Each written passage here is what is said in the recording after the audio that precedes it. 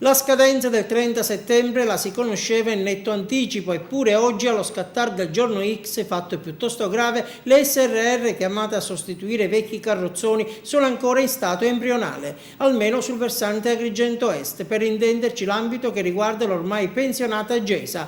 Insomma, le solite cose pasticciate alla siciliana.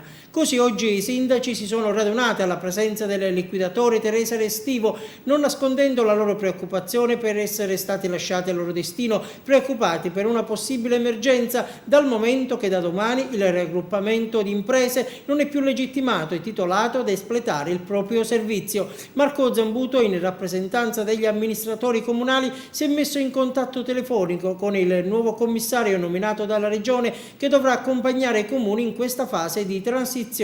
Al termine del colloquio, ecco cosa è emerso. Ci ha assicurato del fatto che entro la giornata di oggi sarà garantita attraverso una direttiva un percorso amministrativo molto dettagliato che garantirà la continuità del servizio e che appunto porterà, diciamo, alla costituzione delle nuove SRR e quindi ai piani di intervento dei vari comuni, con gli obiettivi che i vari comuni hanno nel andare a gestire il nuovo sistema di raccolta dei rifiuti. Abbiamo accumulato enormi ritardi per responsabilità della Regione, che scarica tutto sui comuni, e anche del soggetto regolatore. Ci troviamo alla vigilia con i comuni che hanno adempiuto ai loro compiti, ma non sanno cosa fare, perché la Regione solo il 27 ha fatto un'ordinanza del Presidente, ma ancora non ha emanato le direttive, per cui non sappiamo concretamente come operare e rischiamo di avere i paesi sporchi. Per Teresa Restivo, ultimo giorno di attività di coordinamento del lato, poi fino al 31 dicembre si occuperà della messa in liquidazione della struttura. Domani mattina si insedierà